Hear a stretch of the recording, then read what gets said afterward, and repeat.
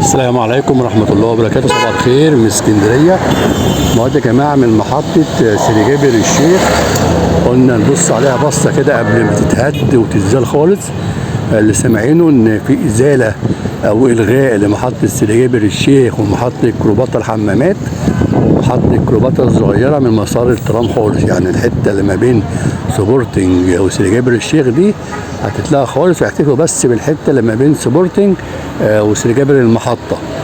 انما الناحيه الثانيه اللي هي خط بكوس دي هتلاقيها خالص، مش هتبقى ليها اي وجود في الترام الجديد. يعني الترام بيحاولوا يقللوا المسافات ويحاولوا يقللوا المحطات شويه، علشان الترام الجديد هيبقى سريع جدا طبعا، ياخد سرعته، يبقى ايه مفيش يعني ايه كده ترافيك ما بين الخط بكوس وخط النصر. عشان كده هيلغوا محطة سيدي جابر الشيخ ومحطة سيدي جابر المحطة ومحطة كليوباترا سيدي جابر الشيخ، كليوباترا حمامات ومحطة كليوباترا الصغيرة إن شاء الله. يعني قلنا كده نصوروا النهارده نظرة أخيرة على سيدي جابر الشيخ، بحيث للذكرى. يعني إيه اللي ساكن هنا بقى إيه هيروح الناحية التانية، هيعدي شارع المشير ويطلع بقى إيه على سيدي جابر المحطة، يركب إن شاء الله، ويركب من البحر بقى اللي هو بقى قد ما هو عايز رايح فين. يعني رايح حاجه على البحر يركب من على البحر، رايح حاجه ناحيه محطه مصر يركب من شارع ابو قير. هو بقى ايه هو مزاجه يعني. زي ما قلنا قبل كده يا جماعه، الترام 24 محطه، 12 علويه و11 سطحيه وواحده نطاقيه. اللي واخد المشروع حسن علام ومن العرب.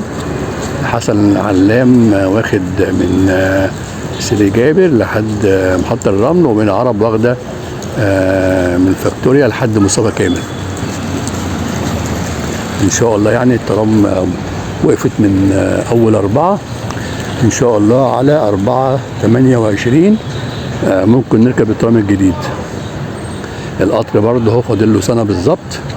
يعني القطر إن شاء الله السنة الجاية زي الأيام دي كده نكون إيه راكبين المترو الجديد إن شاء الله. الساعة 8 الصبح. هو بصوا المشير مش بعيد يعني،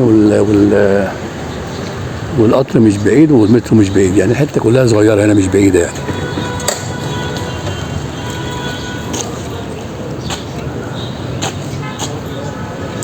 ان شاء الله خير رب ان شاء الله. قلت بس اوريكم الدنيا عامله ايه، بنحاول نصور محطه محطه بحيث ايه يبقى للذكرى يعني. شكرا يا جماعه، رب دايما بخير وسعيد يا رب كده. ايه شير ولايك واشتراك في القناه، شجعونا كده. ماشي يا جماعه، السلام عليكم. السلام عليكم.